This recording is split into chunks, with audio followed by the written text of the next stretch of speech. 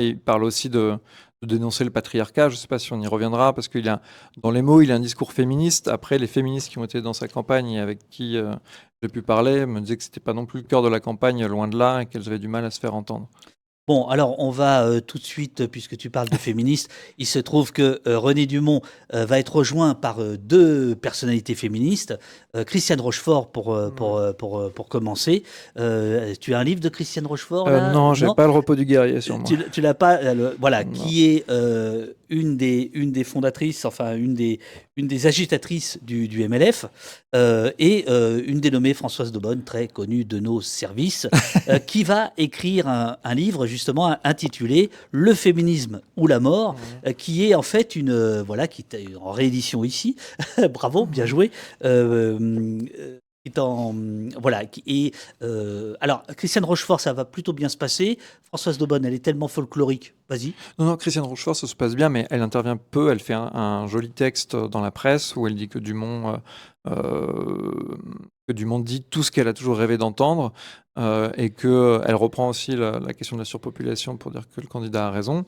Mais voilà, elle s'en tient, enfin en tout cas de ce que j'ai vu, elle s'en tient là.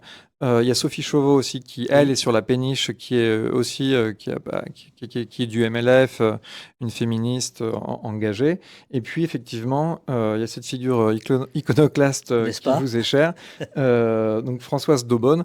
Donc Françoise Daubonne, j'ai un peu l'impression qu'elle est passée telle une tornade sur la péniche, parce que les permanents m'ont pas dit qu'ils la voyaient tous les jours. Mais elle, dans ses mémoires irréductibles, elle parle de son passage sur cette péniche, de sa rencontre avec Dumont, qui l'a fortement marquée.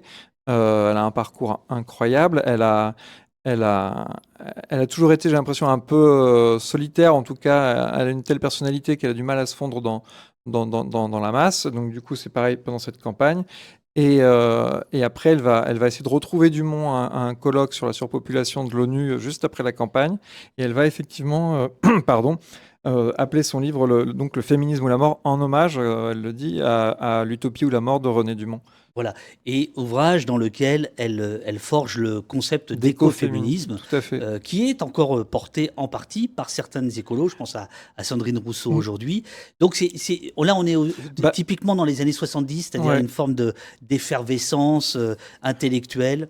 Oui, non, juste pour dire, c'est vrai qu'en fait, ils sont un peu redécouverts en même temps, j'ai l'impression, d'Aubonne et Dumont, enfin un petit peu en tout cas dans le milieu écolo, parce qu'il y a des rééditions dans les deux cas, et aujourd'hui, c'est vrai qu'il y a Sandrine Rousseau, mais pas que.